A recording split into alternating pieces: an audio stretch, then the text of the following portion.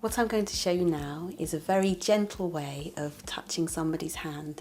It's from a sequence called the M technique, which is designed to bring about a rapid relaxation response in the least invasive way, and it can be done on anybody. The only thing you have to be careful of is that you don't do it on an open wound or traumatized site.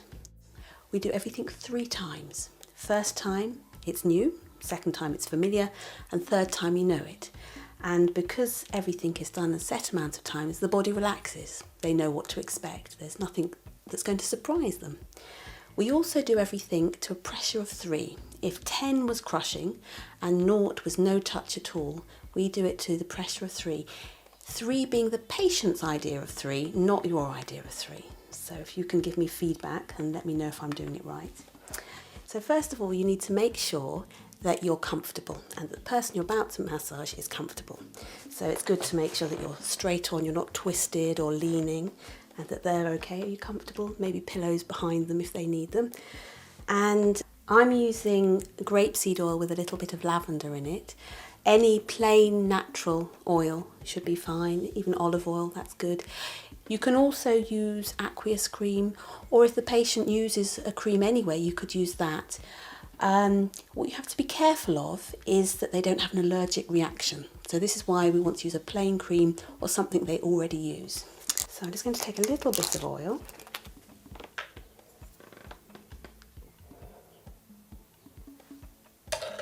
And then I warm it up in my hand because I don't want to give you a sudden shock. That's it. And I just rub it on the patient's arms. And I start by doing 3 movements up the arm and down again. 1, 2, 3, to a pressure of 3. Does that feel about 3? Yes, that feels good. And then I'm going to support the hand, and I'm going to do stroking movements from the centre of the hand to the edge of the hand, starting at the wrist and working down towards the knuckles, like so. Depending on the size of someone's hand, you'll have to do more movements on a bigger hand. And then I repeat the whole thing again. So I'm going to do everything 3 times. So, and here's the 3rd time. There we go.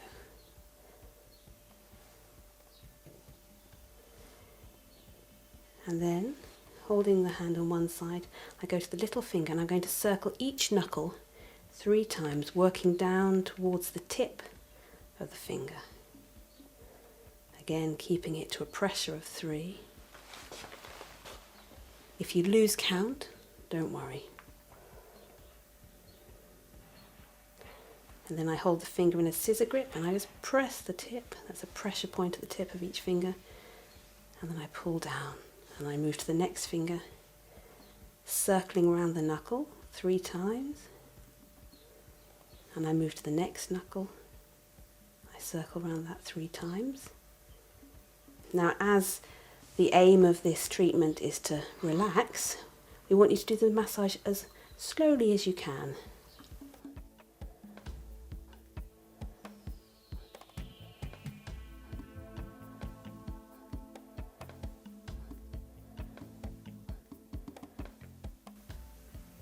So 3 times around each knuckle, working down to the tip of the finger, like so. And I personally love this move. It sends goosebumps down my back, which I always think is a good thing. And they stroke down the finger. When I get to the other side of the hand, I swap hands so that I'm not leaning across the hand too much.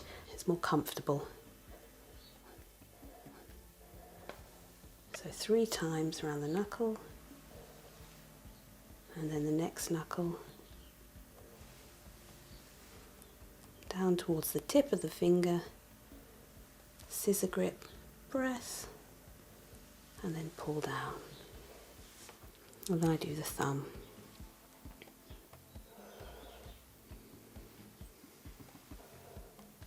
There we go, 3 times around each knuckle. There are less knuckles on the thumb. Doesn't take quite so long. So then I carefully turn the hand over And I open the palm up with my thumbs, and I'm doing the same thing that I did on the back of the hand, but on the palm of the hand. So I'm doing however many moves it takes to cover the palm towards the fingers, and then I start again. I do that 3 times. When people are in pain, they often curl their hands up and clench the hands in a fist. By doing this move, we're encouraging the hands to open up, the muscles to relax, the person to relax. Like so. It also feels very nice.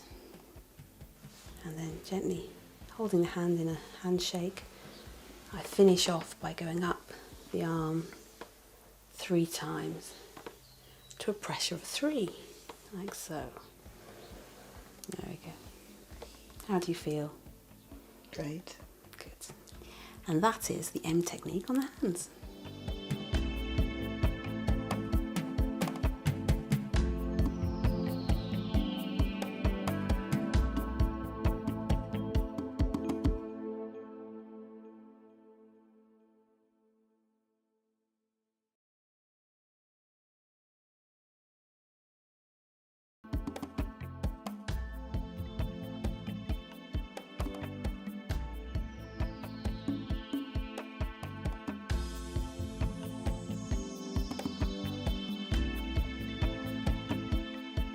I'd like to spend a few moments talking about some of the mouth care products that are available to help when you're looking after somebody.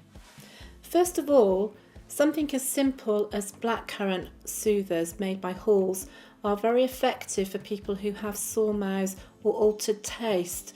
The blackcurrant sharpness seems to combat that sense of metallic taste that patients often complain about, and these are readily available from most supermarkets or newsagents.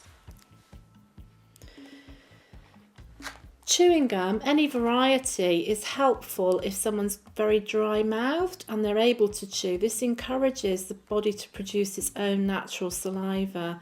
It's also very pleasant and refreshing to have that minty taste in your mouth too. There are various mouthwash products on the market that you can either get on prescription or buy from a chemist. These aren't thought to be that important actually, that you're far better using something like water and just doing mouth care using a toothbrush and toothpaste. But if you prefer to use something like this, it is acceptable. A mouthwash that's readily available and most people have in the home is something as simple as table salt and half a pint of water. Half a teaspoon of salt,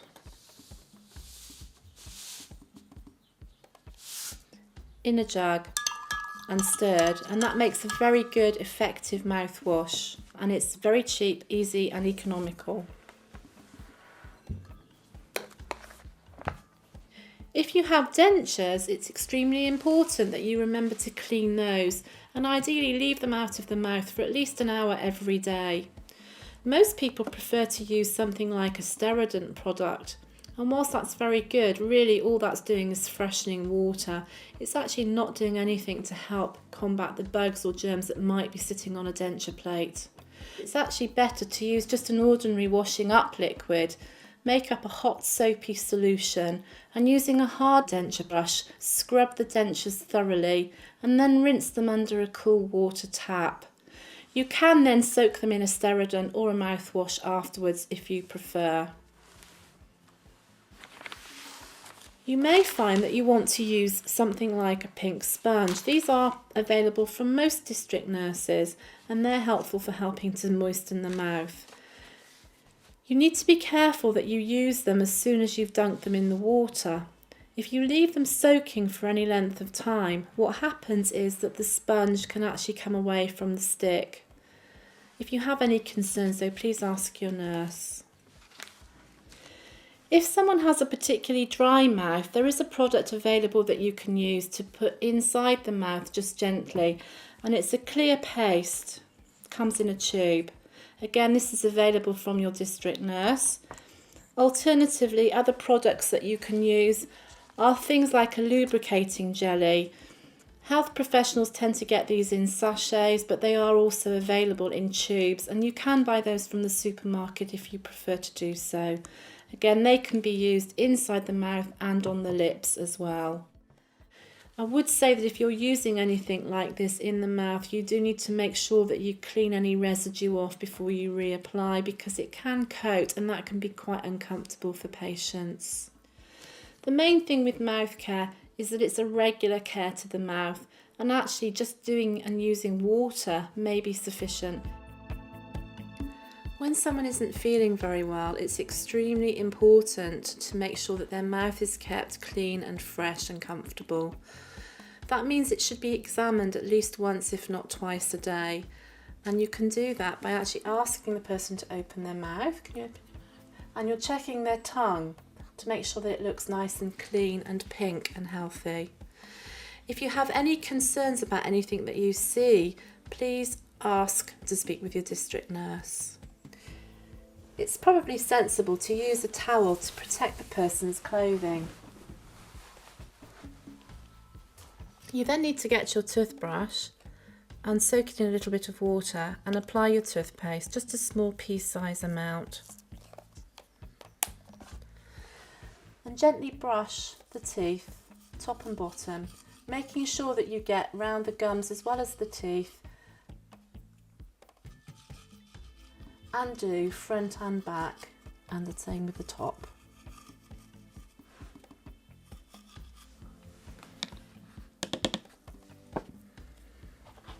Try to take a swell.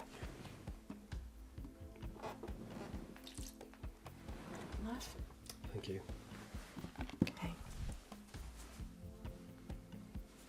If you don't feel comfortable using a toothbrush, you can actually use some gauze swab and just wrap it around your finger, as long as you trust that the person isn't going to bite you.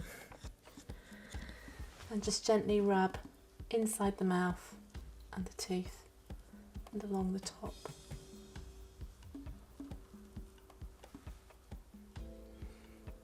That gives you a chance to check that the mouth is nice and clean. You could also use a swab, and again dunk that in some water and gently move that around the mouth.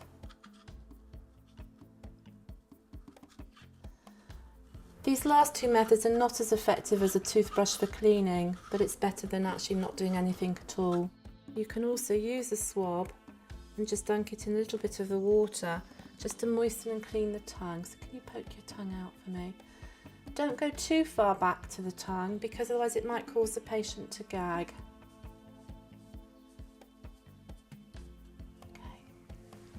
Once you've done that, you might want to pop a little bit of gel or lip balm on the lips and the mouth, just to keep it nice and moist.